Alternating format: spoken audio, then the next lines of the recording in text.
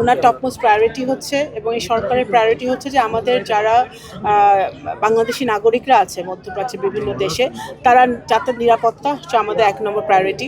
আমরা আমাদের মিশনগুলো সেখানে সকল দেশে অত্যন্ত নিবিড়ভাবে পর্যবেক্ষণ করছে। ওনারা নাগরিকদের সাথে যোগাযোগ রাখছে, বাংলাদেশিদের সাথে, তারা যেন নিরাপদে থাকে, তারা যে সকল কর্মসংস্থানে তারা কাজে আছে তারা যেন নিরাপত্তার সাথে কাজ করতে পারে সেটা আমরা আমাদের মিশনগুলো দেখছে।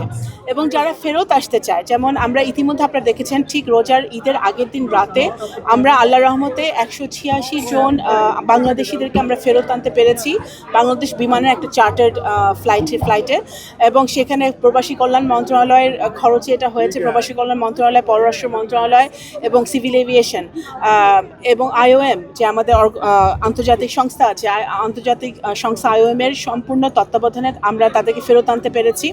এবং এই সমস্ত দেশ, যে সমস্ত দেশে আমাদের বাংলাদেশি ভাইরা আছে, বোনরা আছে, তাদের সহযোগিতা ছিল তাদেরকে ফেরত আনতে। সুতরাং আমরা বাংলাদেশ সরকার অত্যন্ত সচেষ্ট আছি যে আমাদের যেসব ভাইরা বোনরা ফেরত আসতে যাচ্ছে, কারণ এটা বুঝতে হবে যে সবাই কিন্তু ফেরত আসতে চাচ্ছে না, কারণ তারা ওখানে বিভিন্ন চাকরিতে আছে।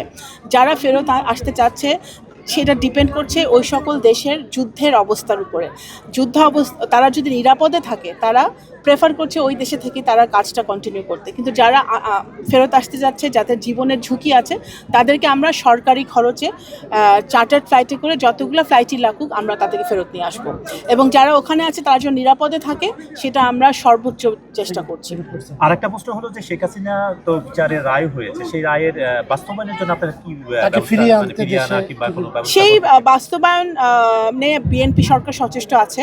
আমরা 17 বছরে যারা মানবাধিকার লঙ্ঘন করেছে, খুনের সাথে জড়িত, গুমের সাথে জড়িত, যাদের বাংলাদেশের আইনে যাদের বিচার হয়েছে, তারা শেখ হাসিনা সহ তারা যাতে এসে বাংলাদেশের মাটিতে তাদের যেই সাজা হয়েছে সেই সাজা তারা যেন ফেরত আসতে পারে এবং এই বাংলাদেশের আইনে তাদের বিচার হয়, সেই লক্ষ্যে বিএনপি সরকার সচেষ্ট আছে, সেই কার্যক্রম চলছে।